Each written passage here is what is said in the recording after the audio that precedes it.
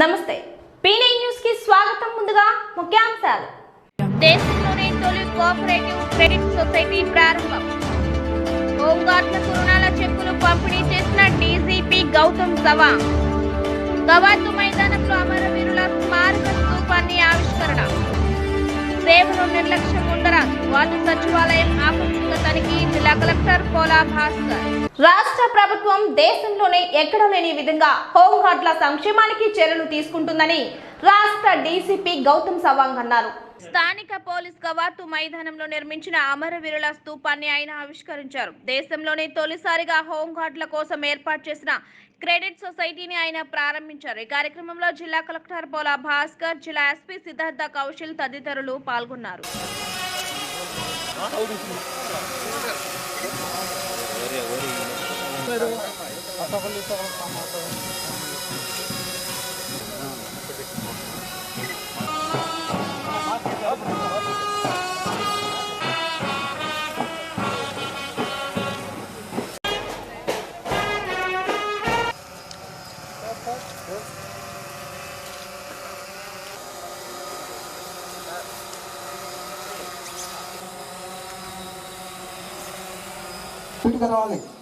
Shri K Surendra home guard 320, Shri Y Srinivas Reddy home guard 581.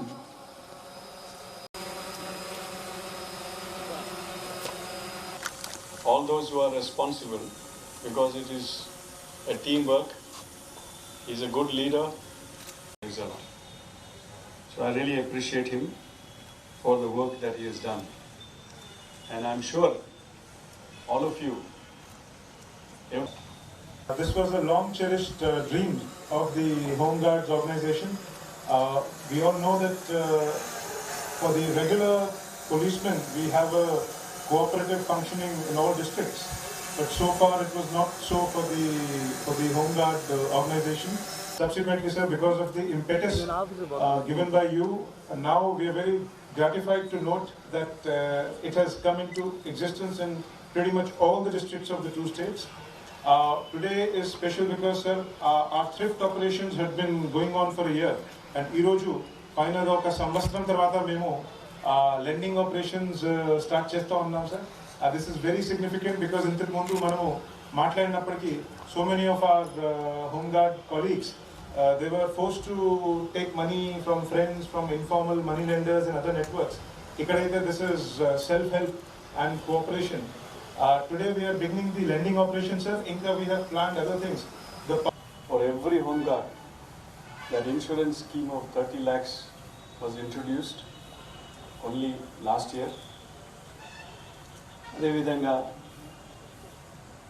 today I'm very happy to see that the cooperative credit society create cheyadamu, create chesin tarvata దీని ఫలితం ఇంకా రాబోయే రోజుల్లో కూడా ప్రతి ఒక్కరికి ఒక అవకాశం దొరుకుతుంది. ఒకవేళ వాళ్ళ ఇబ్బందులు ఉంటే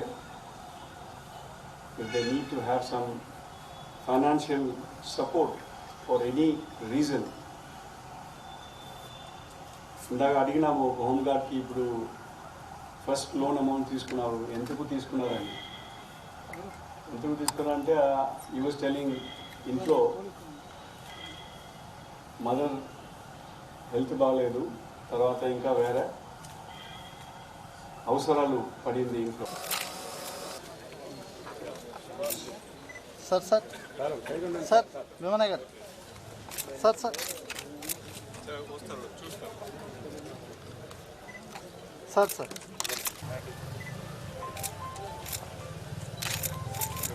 తరువాయి ఏ గోపాలకృష్ణ ఏఎస్ఐ 1714.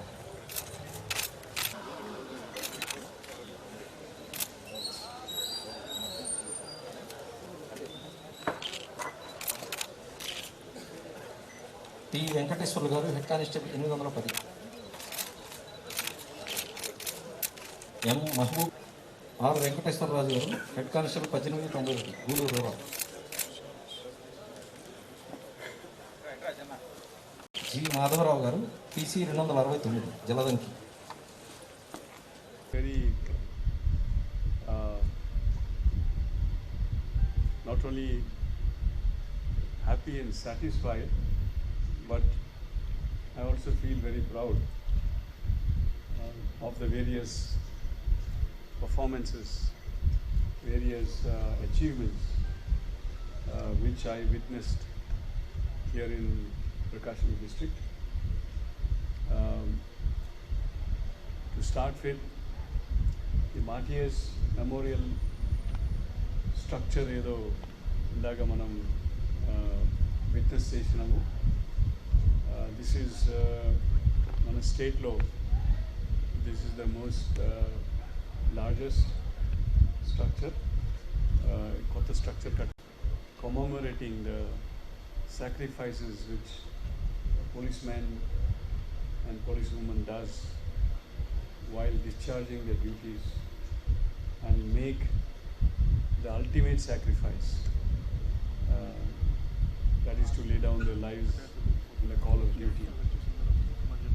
ఈ monument కూడా structure కూడా చాలా I must say it is a very togetherness.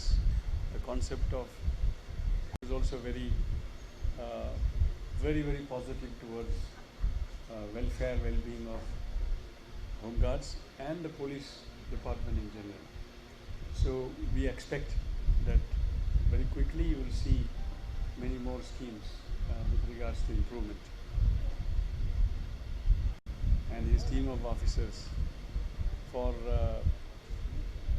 conceptualizing and then complaint status emiti adu kuda you can get to know, or whether you need some permissions or approvals, or you want to report, will be more and more efficient and more we'll stabilize it, and then police functioning will be more easier.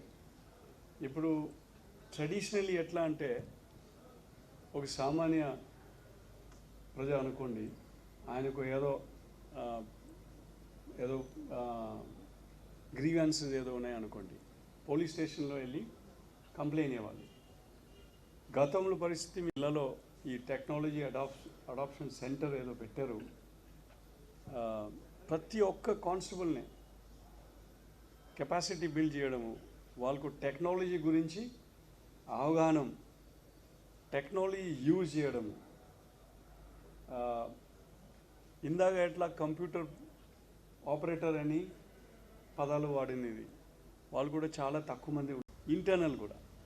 So internal administration కూడా మనం digital transformation తీసుకురావడం, ఆ కార్యక్రమం నడుస్తున్నారు ఇప్పుడు.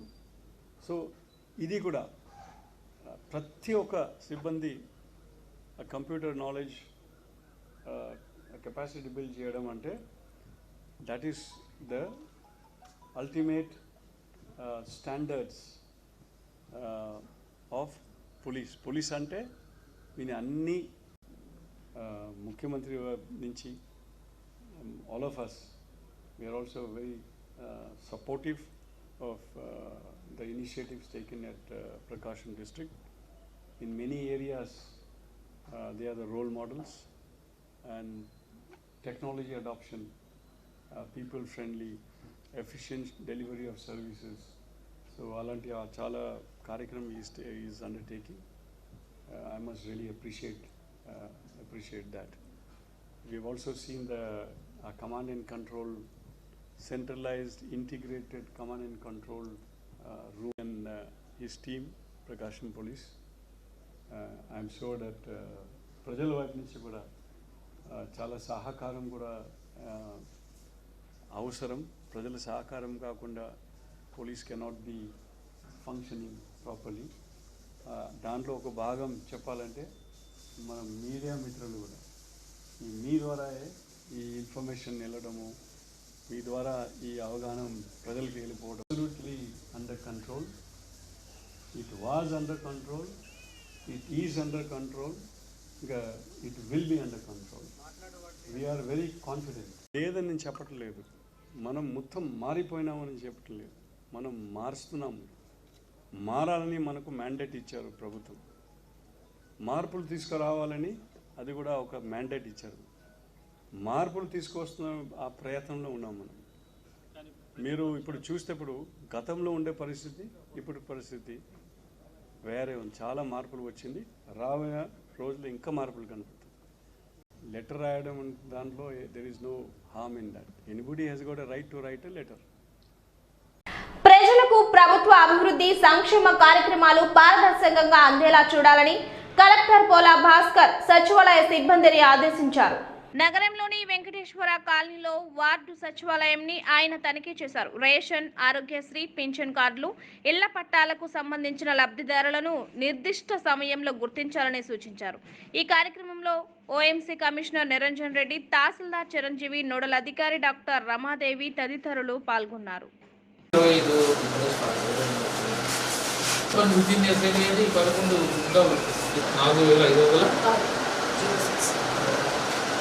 So దీనికి ఎంత వస్తుంది, ఎంతమందికి అయితే పీపుల్ ఆర్ స్టేయింగ్ దేర్. మనకి ఎందుకు ఒక లెక్కలో విషయంలో వెంకటేశ్వర కాలనీ అనే వార్డు సెక్రటరియట్ని తనిఖీ చేయడం జరిగింది. నాతో పాటు మున్సిపల్ కమిషనర్ గారు, మరి ఈ ఒంగోలు అసెంబ్లీ నియోజకవర్గానికి సీనియర్ మెడికల్ ఆఫీసర్గా వ్యవహరిస్తున్న రమాదేవి గారు కలిసి, అట్లాగే తహసీల్దార్ ఒంగోలు అన్నీ కూడా చూశాను. ఈ వార్డు సెక్రటరియట్ పనితీరు సంతృప్తికరంగా ఉందని చెప్పి తెలియజేస్తున్నా. కాకపోతే ఇంతవరకు 528 సర్వీసెస్కు ప్రజలు ఇక్కడ నమోదు చేసుకున్నారు. వాటన్నిటినీ కూడా సకాలంలో పూర్తి చేశారు. అయితే ఒక 100 దాకా బియాండ్ ఎస్ఎల్ఏ క్లోజ్ అయినాయి. దీనికి కారణం మనం జనవరి 26, 2020 నుంచి ఈ వార్డు సచివాలయ వ్యవస్థ మనుగడలోకి వచ్చింది. బిగినింగ్లో కాస్త మనకి ఈ వ్యవస్థ స్టెబిలైజ్ అవ్వడానికి టైం పట్టింది. ఆ సర్వీసులు కొన్ని ఆలస్యమైనాయి. ఇటీవల కాలంలో ఏదైతే గడువు నిర్దేశించబడిందో ప్రతి సర్వీస్కి ప్రభుత్వం, దాని ప్రకారం అన్నీ కూడా డెలివరీ జరుగుతున్నది. మనకు ప్రధానంగా మున్సిపల్ అడ్మినిస్ట్రేషన్, రెవెన్యూ డిపార్ట్మెంట్ సంబంధించినటువంటి సర్వీసెస్ ఎక్కువ ప్రజలకి వస్తున్నాయి. ఇక్కడ కూడా మరి రైస్ కార్డులకు సంబంధించి కానీ, అట్లాగే పెన్షన్స్ సంబంధించి కానీ, లేకపోతే ఆరోగ్యశ్రీ కార్డులకు సంబంధించి కానీ, ఇంటి స్థలాలకు సంబంధించి కానీ, వీటికి సంబంధించినటువంటి దరఖాస్తులే ఎక్కువ ఉన్నాయి. అన్నిటిని కూడా పరిష్కారం చేశారు. ఇంకా రాబోయే కాలంలో ఈ వ్యవస్థ పటిష్టంగా పనిచేసే విధంగా ప్రతి సర్వీసును గడువు లోపలే ప్రజలకి అందించే దిశగా ఈ వ్యవస్థని ముందుకు తీసుకెళ్లే విధంగా ప్రకాశం జిల్లా యంత్రాంగం చర్యలు తీసుకుంటుందని చెప్పి సందర్భంగా తెలియజేస్తున్నాం. అట్లాగే కోవిడ్కి సంబంధించి కూడా ఈ వార్డు సెక్రటరియట్ పరిధిలో 108 కేసులు పాజిటివ్ అయినాయి. ప్రముఖ వైద్యులు వెంకటరమణ హాస్పిటల్ వ్యవస్థాపకులు డాక్టర్ కామేపల్లి వెంకటరమణారావు గారు మృతి చెందారు. వారి భౌతిక దేహానికి నగరంలోని ప్రముఖ వైద్యులు, రాజకీయ, పారిశ్రామిక రంగాల వారు సందర్శించి నివాళులు ఘటించారు. చెంచు మైదాన ప్రాంతాల్లో నివసించే గిరిజనుల స్థితిగతులపై సమగ్ర సర్వే నిర్వహించాలని జిల్లా కలెక్టర్ పోలా భాస్కర్ ఆదేశించారు. వారి అభివృద్ధిపై సంబంధిత అధికారులతో స్థానిక కలెక్టరేట్లో సమీక్ష నిర్వహించారు. ఈ సందర్భంగా ఆయన మాట్లాడుతూ గిరిజన కుటుంబాల ఆర్థిక స్వలాభం కోసం ప్రభుత్వం సంక్షేమ పథకాలను సమర్థంగా అమలు చేయాలన్నారు. ఈ కార్యక్రమంలో జేసీ2 టిఎస్ చేతన్, డిఆర్ఓ వినాయకం, గిరిజన సంక్షేమ శాఖ అధికారులు పాల్గొన్నారు. లాంగ్ టర్మ్లో మనం ఎడ్యుకేషన్ తీసుకున్నప్పుడు ఈ ఫ్యామిలీస్లో చదువుకోవడానికి అవకాశం ఉన్నటువంటి వాళ్ళు మనం మళ్ళా ఎడ్యుకేషన్ స్కీమ్లకి నెట్టడం. తర్వాత ఏదో కొంతవరకు చదువుకొని ఇంకా దాటిపెట్టాడు, డ్రాప్ అవుట్ అయిపోయింటారు, ఏజ్ అయిపోయింటుంది. ఇప్పుడు ఇంకా వాడిని మనం ఎడ్యుకేషన్ లైన్లోకి తీసుకొని వాళ్ళకి ఏదన్నా కొద్దిగా ఎంప్లాయ్మెంట్ జనరేషన్ వాలంటీర్కి ట్యాగ్ అవ్వకుండా ఎవరన్నా ఉన్నారేమో అని చెప్పి స్టేట్లో వాళ్ళు కూడా ఒకసారి సర్వే చేసి ఉంటే కనుక వాళ్ళు ఎక్కడ ఉంటానో ఆ వాలంటీర్ ట్యాగ్ చేయమని ఒక మాట చెప్తాం. అది అప్డేట్ చేసుకొస్తే ట్యాగ్ చేసుకుంది. ఇప్పుడు ఫ్యామిలీస్ ఉంటాయి, వాలంటీర్ ట్యాగ్ తీసేస్తాము. తర్వాత మనకు కావాల్సిన ఫార్మాట్లో కూడా information తెప్పించాలి.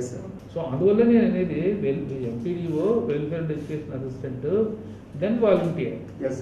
So it is the responsibility of the welfare and education assistant to verify in the respective village secretariat or ward secretariat. Ward సెక్రటేరియట్లో వేరే వాళ్ళు కూడా ఉండొచ్చు కదా. ఆ ఫ్యామిలీ ఎవరన్నా ఉంటే ఒకవేళ వాలంటీర్ ట్యాగ్ అవ్వకపోతే ఇప్పుడు ట్యాగ్ కూడా చేయిస్తారు కన్సర్న్ వాలంటీర్కి, మనకు కావాల్సిన ఇన్ఫర్మేషన్ కూడా ఇస్తారు. ఆ రకంగానే రాద్దాం. మనం గైడ్లైన్స్ చేయాలి కదా, ఎట్లా సర్వే చేయాలనే దాని మీద. నెక్స్ట్ మీటింగ్లో ఇవన్నీ మీరు రెడీ చేసి పెడితే ప్రొసీజర్ చెప్తూ ప్రొసీడింగ్ ఇస్తాము ఎంపీడీ వాళ్ళకి వీళ్ళందరికీ. మనకు welfare and education assistant volunteer సహాయంతో మొత్తం సర్వే చేసుకొని మనం ఇచ్చిన ఫార్మాట్లో ఇన్ఫర్మేషన్ కరెక్ట్గా ఇవ్వాలి. మనకు పార్ట్ 1 ఏంటంటే ఎగ్జిస్టింగ్ స్కీమ్స్ ఏమైనా ఉంటాయి కదా, ఎగ్జిస్టింగ్ స్కీమ్లో మిస్ అయ్యి ఉంటాయి కదా, దాంట్లో మనం కవర్ చేయడం. పార్ట్ 2 ఏంటంటే ఏదైనా కొత్తగా ప్లాన్ చేయడం. ఈ పార్ట్ 2లో కూడా మళ్ళీ ఏబి అనుకుంటే, ఏ వచ్చేసి ఎడ్యుకేటెడ్ ఎవరైనా ఉండి అన్ఎంప్లాయిడ్ ఉంటే వాళ్ళని టార్గెట్ చేయడం. ఎస్హెచ్జి నెట్వర్క్ ద్వారా లైవ్లీహుడ్స్ ఈ 2 చేసి పెట్టమని. తర్వాత ఒకవేళ 3 ఏదైనా ఉంటే పిలిచిన కూడా నేను మనం ఇది ఇచ్చాం కదా ల్యాండ్, దానికి ల్యాండ్ డెవలప్మెంట్ ఏమంటారు, agriculture inputs, agriculture development land development అంటే ఎస్హెచ్జి లైవ్లీహుడ్స్ దానికి సంబంధించి అదర్ దాన్ నాన్ అగ్రికల్చర్ కింద లైవ్లీహుడ్స్ అన్నాము ఎస్హెచ్జి ద్వారా. ఈ అగ్రికల్చర్ డెవలప్మెంట్ ఫ్యామిలీ టార్గెట్ చేద్దాం. సో ఎవరికైనా 60 ఎకరాల భూములు కానీ మామూలుగా కానీ భూములు ఉంటే బోర్వెల్స్ ఫారెస్ట్ వాళ్ళు పర్మిషన్ ఒకసారి అవి చెప్తారు. పర్మిషన్ అడిగితే నాన్నలు కూడా మనం ప్రిపేర్ చేస్తాం. లేదు వస్తుంది మేము తీసే ప్రాసెస్ అని చెప్పి యాక్చువల్గా మీరేమో సెన్సస్ వరకు ఇదంతా సర్వే చేసిన తర్వాత మళ్ళీ ఏం చేయాలంటే సెన్సస్ వరకు మీరు ఎనాలిసిస్ వరకు నాకు తెలిసి ఈయన చేసేది కూడా హంస అనే ట్రాన్స్జెండర్ ను హైదరాబాద్ లో అతి దారుణంగా హతమార్చిన నిందితులను కఠినంగా శిక్షించాలని అఖిల భారత ట్రాన్స్జెండర్ అధ్యక్షురాలు బోనుదుర్గా డిమాండ్ చేశారు. చేసిన మీడియా సమావేశంలో ఆమె మాట్లాడారు. ఈ నెల 11న హంస అనే ట్రాన్స్జెండర్ ను కక్షపూరితంగా కొంతమంది ట్రాన్స్జెండర్స్ పెట్రోల్ పోసి అతి కిరాతకంగా కాల్చి చంపడం దుర్మార్గమన్నారు. ఇలాంటి కక్షపూరిత చర్యలు పునరావృతం కాకుండా ప్రభుత్వం చర్యలు తీసుకోవాలని కోరారు. ఈ కార్యక్రమంలో రేఖ, స్వామి, శైలు, తేజు, నిత్య, హరిణి తదితరులు పాల్గొన్నారు.